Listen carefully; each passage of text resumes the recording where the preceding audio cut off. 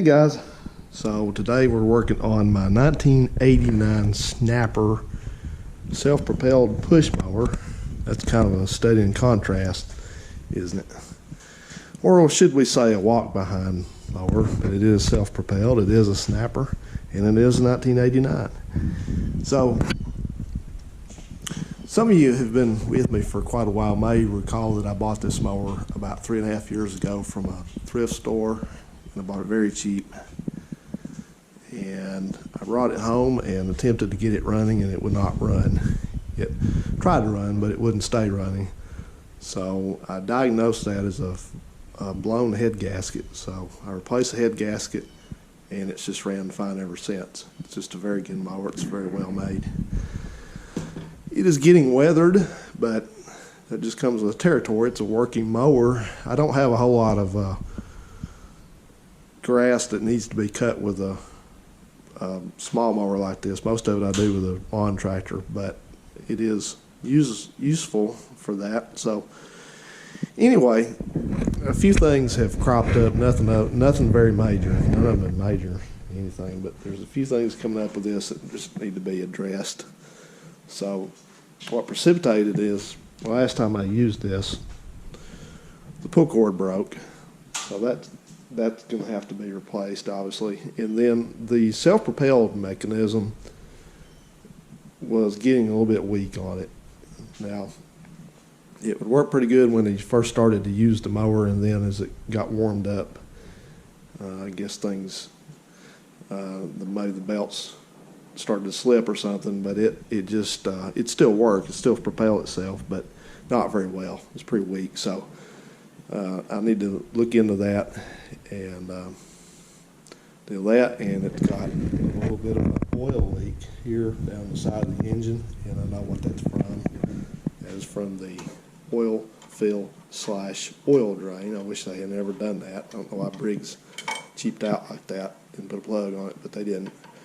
But what's happening is there's an O-ring goes in that cap, and it's gone, and it wasn't even easy to find a replacement for it. If you want to buy the exact replacement, which I do, I always do. So that needs to be addressed, and then it needs the blade sharpened. So I've got parts to repair this. I think I have everything I need. This self-propelling mechanism, the drive mechanism, that's really what it's called, is pretty, if you ever had any kind of like a Snapper rear engine rider, yes, the one that Forrest Gump drove in the movie, one like that, or various other Snapper products, at least the older ones. I don't know if they still do this, but I know Musty One worked on a Snapper snowblower, I think it was, and it had the same arrangement, and it's pretty simple and it's pretty durable. What goes on is you have a belt, there's a small pulley on the bottom of the crankshaft above the blade, and it comes in and it has a tensioner, and then it has, this is called the drive disc, this guy right here. So it rotates off the engine via that belt, and then there's another, what I think they call it a driven disc, and this is mounted on an axle. It's permitted to slide back and forth, and it has a rubber insert in it which you can replace. I have a new one, and when it rotates the axle, and then if we come around and look at the other angle, it has a pulley in there, and then it has another tensioner, and then the drive pulley, or the driven pulley rather, and that's the transaxle, and then that's what runs the wheels.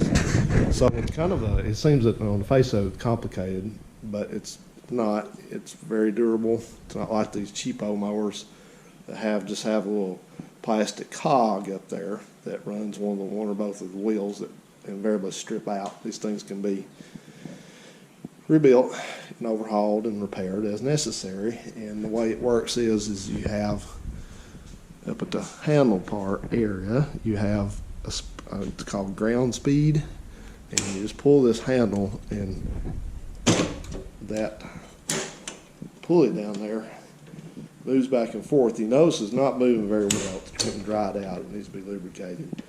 And then once you select your speed, obviously, I think Musty covered this too, but the further in towards the center of the drive pulley, the slower it's going to run. So once you select that, this is in low position now there, and you're ready to go. You have a hand grip up here, and you just push that thing in, spring loaded, just push it in. It says right here, wheel drive to press, to drive, or release to stop. And so what it does is, down here, it just tensions that belt, that second belt. But that belt looks like it's fairly stretched, because I can actually come in here and lift the belt off the pulley. So it'll be interesting to see if the new parts help it. I've got new parts for it. Show you what I bought here. Just a little pile. I have I believe this is the crank, one off the crank, the bottom pulley belt. And that was an open box. I bought that off eBay. It didn't have a wrapper with it, but it's the right one. It's a snapper belt. I did not buy a cheapo aftermarket. This is the secondary belt. Should be here. Again, it says Briggs and Stratton, but it's for a snapper. And this is the ring, genuine. That's what we're going to replace there. That one that's on it looks like it's kind of worn down a little bit. If you look at this one, look at the profile, and then look at that one. It's kind of got some use on it. I don't think any of this has been replaced in 32 years. And that's the O-ring that goes on the oil cap. Again, that was not easy to find, really. It was surprising, but also I think this thing's been running fine, but I've never had I don't think I've ever replaced the plug. I'm just going to go ahead and put a new plug in it. And I believe I may have to take this fuel tank off anyway to access the rope. Now, it's got bolts on it, may not, but I think I'm going to go ahead and pull that off anyway, because I've never had the shroud off of it, and I want to make sure that there's no debris in it. Because a lot of times these things, that's what will cause these if they overheat somewhat, they'll blow the head gasket. So I just need to make sure that that's not trying to restrict the airflow. So anyway, we're going to tear into this thing. I have no idea how to take this apart, but I've been looking at it, and looking at it's the key to success, I think. So I think what we're going to do is, I think what will have to happen is we're going to pull this clip off here. We're going to pull this link out, this part, and I'm not going to try to move that because that's our adjustment. And then I think once we do that and get that out of the way, we're going to pull this spring off, and then we're going to pull this nut off here, and I think we'll start being able to pull things off. And I don't think I'm going to have to pull the engine off of it, because I think once we buzz the blade off, it's going to, we can get that belt off the bottom. And then we'll have to go from there. We'll have to get these guards off and all that. So I think all that needs to be lubricated and cleaned. But we'll get into that as we get to it. So I think that's what I'm going to start on now. And we'll just start tearing into this thing and see how it goes. I'll show you something I bought one time I really like. I think if you bought one, if you don't have one, you would like it too. But this is a spring tool. So you ever know how many times you've been trying to deal with one of these aggravating springs and you just can't get the right thing in there to pull it loose? You know, you've tried screwdrivers and you've tried picks and you've tried other things. And this may not be the right tool either anymore, but we're going to try and make it work, hopefully.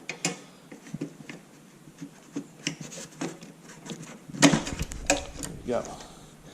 Spring is loose. So, all right, guys. Well, I'm going to turn the radio back on and tear into this old mower, and I'll bring you back. Yeah. Okay. It didn't take long to find a couple of potential issues. So here's this axle, and I'm not sure that that's supposed to be that way. It may be the way it's designed. I don't know. I'll have to get it apart and see, but I do know for a fact that we have a bad bearing here, and this just came off easy. I just took that nut and washer off this, which was here, and that whole thing just slid off, and then this slid out. So it's real easy to deal with. But listen to this. That was a growly bearing, and I don't know if it's supposed to be like that. Well, it's all right. Let me go ahead and get started. All right, so I'm going to put you on the stand there, and you got to wrestle this thing off here. Once I pulled this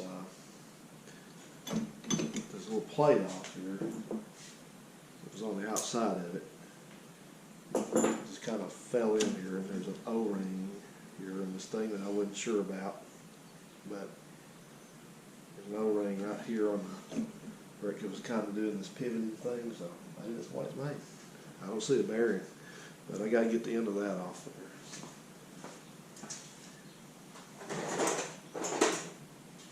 Yes, I know I need a haircut, but I don't go get one very often now because of this stuff going on. I'm sure you understand. So anyway, this thing has got to pivot outward, so I just have to get the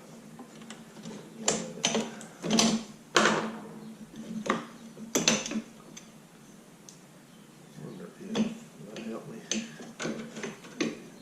There I'm not, but there we go. Okay, so we're going to belt around it. There you go. That's all that is. No bearing on the end of this. It's just like a little, just made to pivot like that. So. Another one that's not sounding too good. They just be driving. They can lose them up and get them quiet down. Quiet.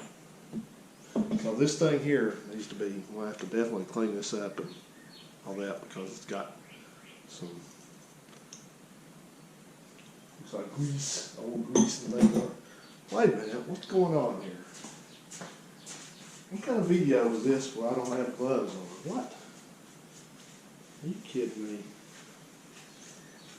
So anyway, while I'm working on this, I sort of have a distraction in the background.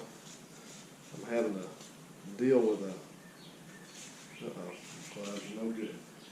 Having to deal with a situation. The situation is that I have a house, an English sparrow, that's trying to invade my bird boxes out here. And he's persistent, or she's persistent, and you do not want any one of those SOBs anywhere around your birds because they'll kill other birds. They're nasty birds. They will kill them dead. And so I don't want them around the bluebirds, and I don't want them around the tree swallows that are here, just down here. Uh-oh, I don't know how this is going to come out.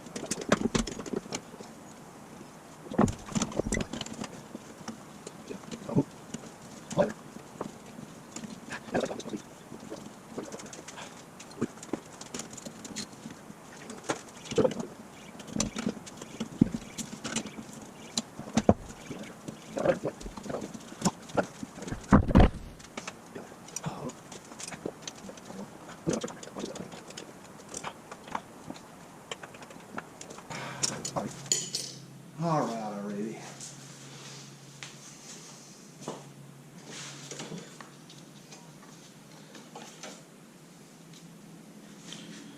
Okay.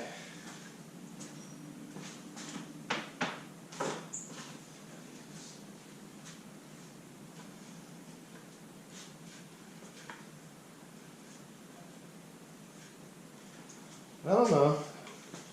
I don't know if it's really stretched or not.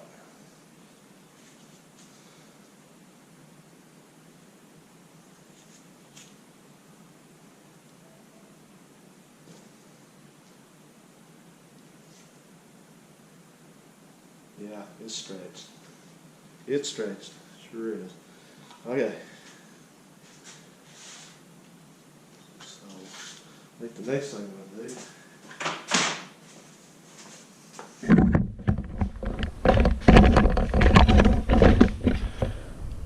next thing I'm going to do is take this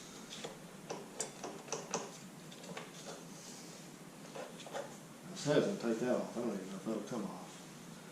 Get this spring out of there.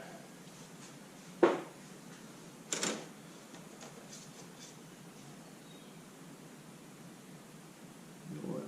Looking at it may be held on by just a couple of nuts here.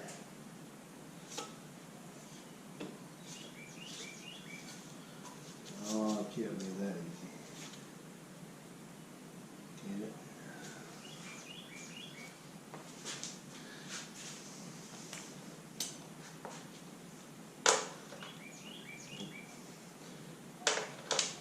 Nope. Back to the toolbox.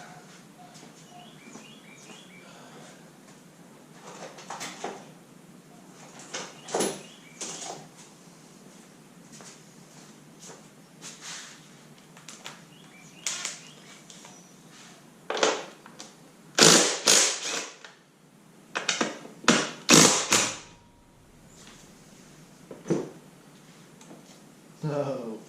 I'm going to leave those back on just temporarily. Just throw it down, but I've got to figure out. See, there's a plate here. Okay, well, that's nothing there. So let me get this thing turned over so I can get to the bottom of this. We'll see where we're at. All right, so I've pulled the blade off of this, which appears to be the original because it has red paint under where the bolt is. And I did make a little mark to make sure that I put this thing the right way. I put it back.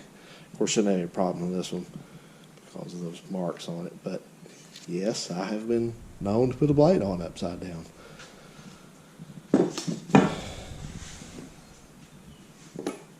All right, so here's the business end where this belt is.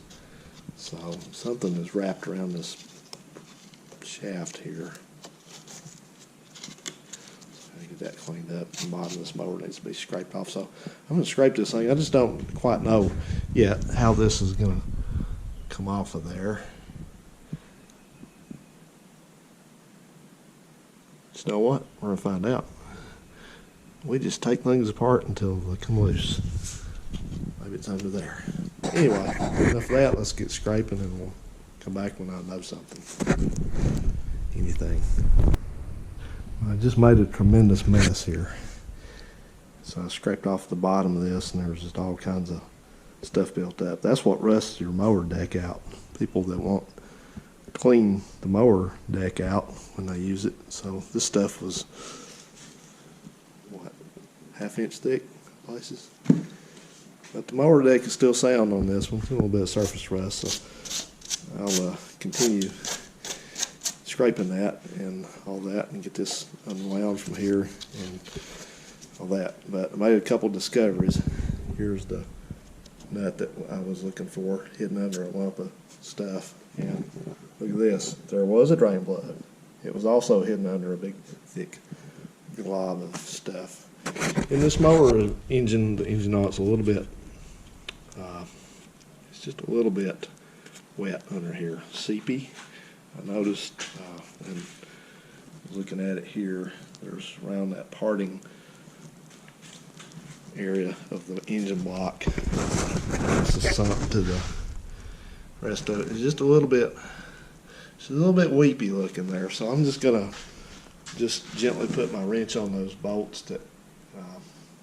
These are the mounting bolts for the mount the engine to the deck, and these should be the ones that go through and connect the block and the so I'm just gonna make sure they're snug and go from there and proceed onward. So this came right off once I got the nut removed from it. I had to tap it out a little bit, but the whole assembly just pops right up. You don't have to take these off. We're going to tighten those back down. That's not necessary. So that was easy. And then the assembly looks like this. And I'm going to go ahead and separate. It's got a little push nut on here. I'm going to go ahead and separate those because it feels like the bearing in this thing is okay, but this one Doesn't sound too right. Sorry, I can't hold this very well. Yeah. It's noisy like the other one was, so I'm just going to separate these, and I'm going to see if I can pack that bearing to quiet it down. It doesn't feel too bad. So I'm going to try that. Here's the belt. The belt, what I did was I just slipped it off here first, and then once I got that thing knocked loose, it came right off. So it's old as the hills too. Probably the original. So, okay, that's going to be about it. Just have to do a bunch of cleaning up and all that. Here's one more for you. You know, this thing that they're marketing now in the past couple, 3, 4 years has been these mowers that they say just add and what is it? Check and go on the oil. You never have to change it. You know, here's something that the mower manufacturers, please stop doing that. Don't do that, because that just makes these people that are dumb anyway and lazy, it makes them even more dumb and lazy, because it tells them that you never have to check and oil on anything. So when you have these moron parents that do that stuff, and then they have kids, then the kids turn into moron kids because they saw their parents never change things like that. So they think it's normal to blow a lawnmower up and just go buy one every other season. It's not normal. Let's think up on the fly here. Let's think up a phrase for that, a descriptive phrase for those kind of people. They're lazy residents that live in these cookie cutter neighborhoods. Their houses are all tan, and they drive the same kind of cars that they depend on the oil change, oil life monitor to tell them what to do. They're morons. That's all I can say. Okay, anyway, I'm going in and eat some lunch.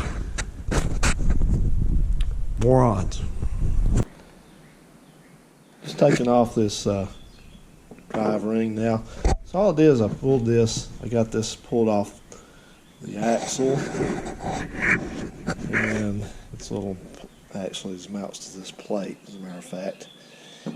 As this bearing goes on the other end, kind of sits in like this, with a snap ring, which is right here, goes over that.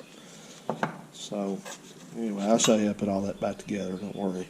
Anyway, we're going to take this apart, replace this ring, and just taking out the 5 bolts that hold the one side of it. Should just pry off. There it is. Easy peasy. So we got the new one here. And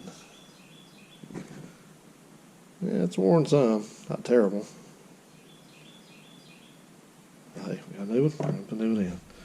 So we'll just put that back on the way the other one was, and put the 5 bolts back in.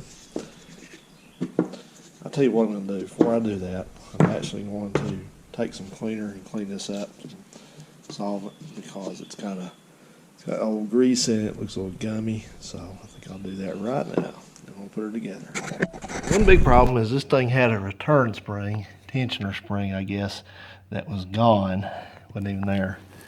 It goes right in there, and it tensions that pivot. That you look over on this side, and there's a tensioner pulley that rides on this belt. You see how nice and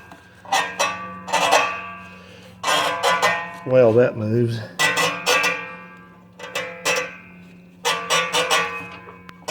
You know, I don't know, man. Oh, I see what it is. Yeah, have to fix it. Oops. Scraper on the bottom there. I have to bend a little bit.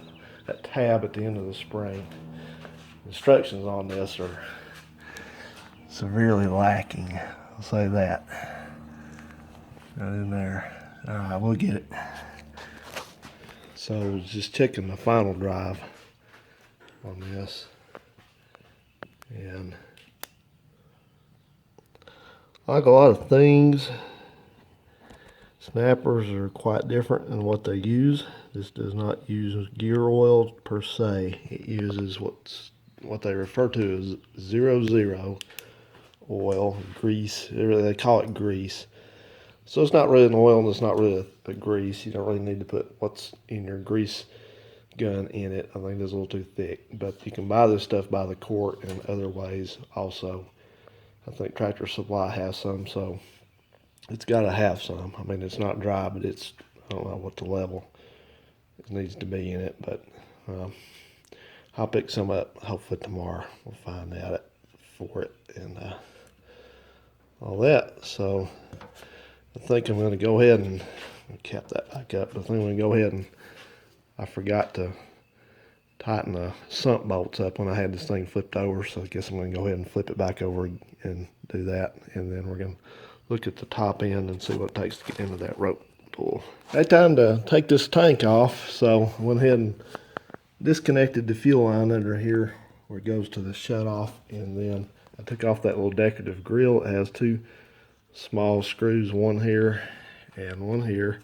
And then this tank has, unless I'm missing something, this tank has, maybe, no, okay.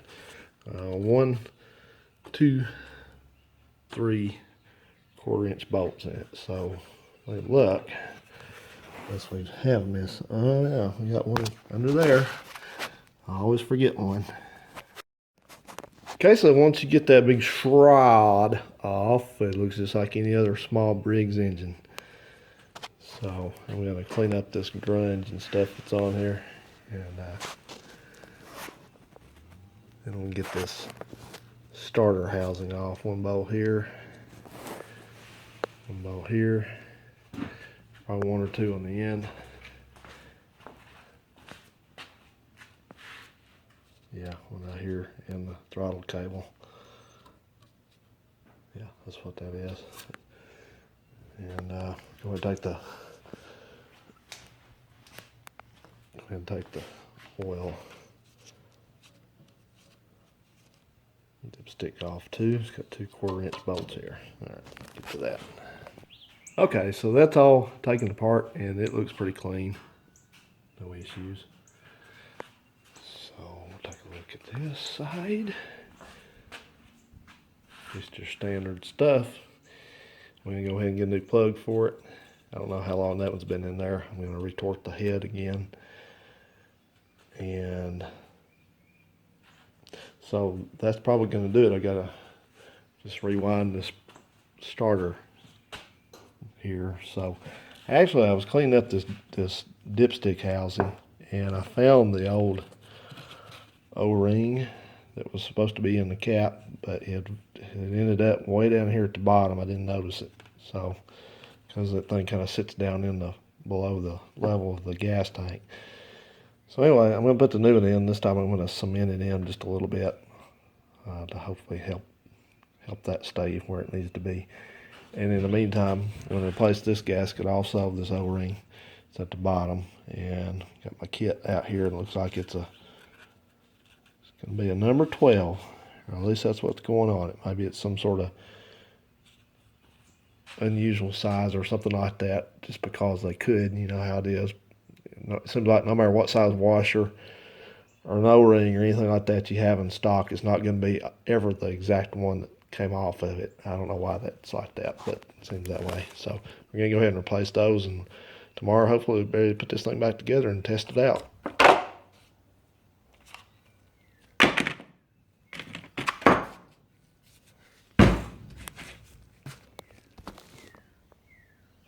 Okay, hopefully this is the end of the parts run.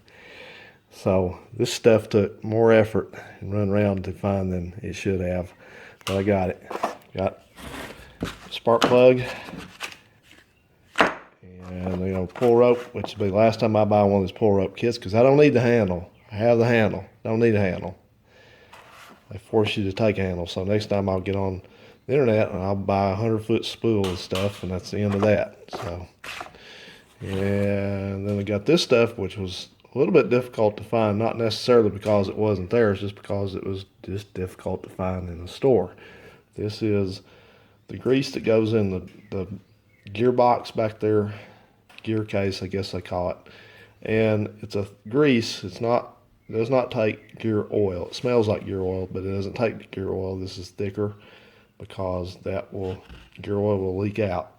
excessively quickly. So this stuff should be available at any local tractor supply store. The first tractor supply store I went to was in Pulaski up here, and I couldn't find this stuff. I didn't know where it was. It said it had it, but couldn't find it. It was not with a grease, and nobody in there would help me. I guess they would have if I'd finally cornered them, but they wouldn't volunteer to help me. Totally useless.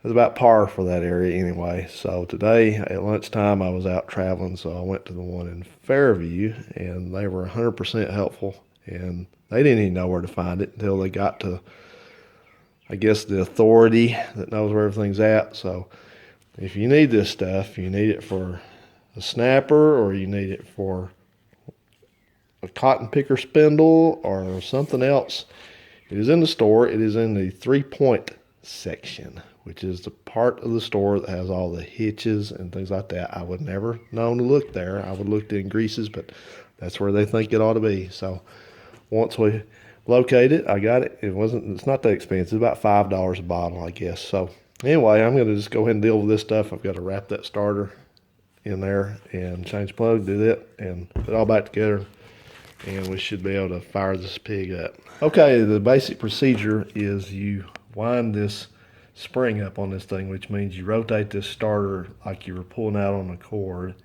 and then when you get it to where you feel like it's near the end of its travel, you line the little hole there up with the inlet, which is right down there, and then you fish that line back through, and you tie a little knot in the end of it, and you kind of cauterize it.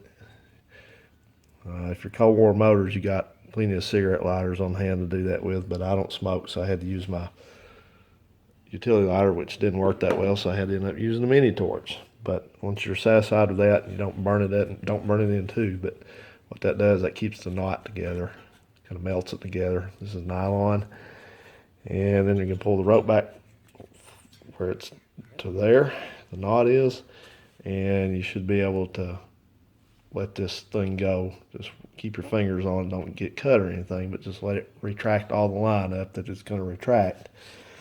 And then you'll need to pull it back out several inches, enough to put the handle on it. I'm not using this handle. I don't like this handle. It's not the one that came on it. Got my original here somewhere. There it is.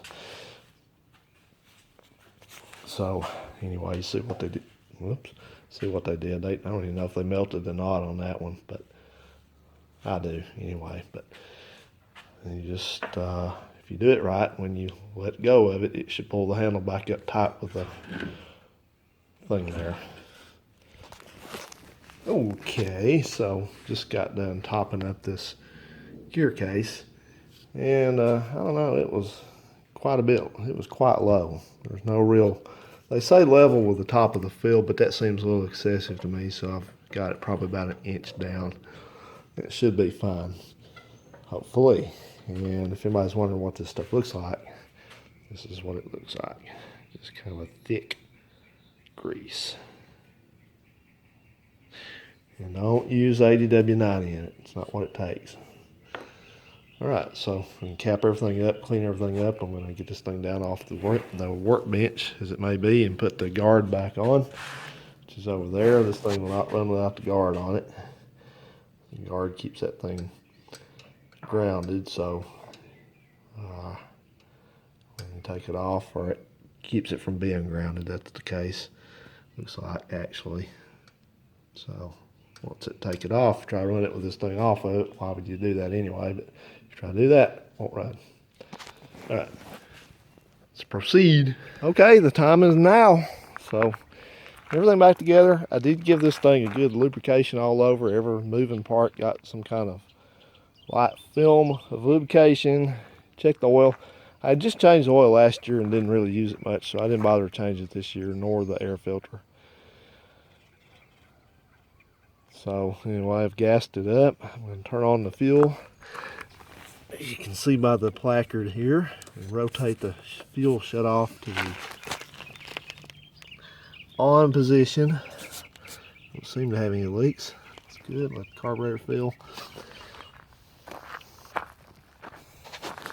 Okay, so to help with convenience of operating this mower, I've strapped the dead man control up so I don't have to hold that while I'm maneuvering the mower. So should just go ahead and be able to start it.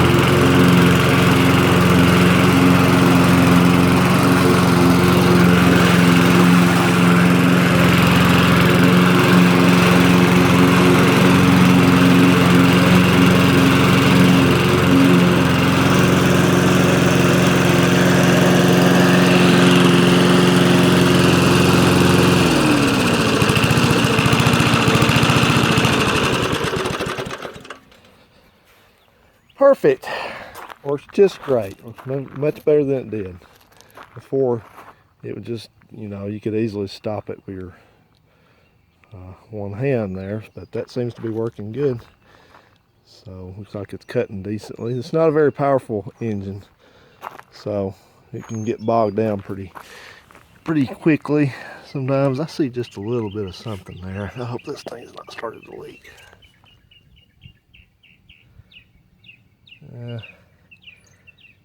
It may have a little bit because I was just kind of monkeying with it. Or it's gonna not seal anymore like all everything else ever does. But anyway, what else is new? Something back here is kind of, that bearing is slung some grease out of it. I didn't, huh. Oh well, I'm just gonna use it, see what happens. Don't overthink it.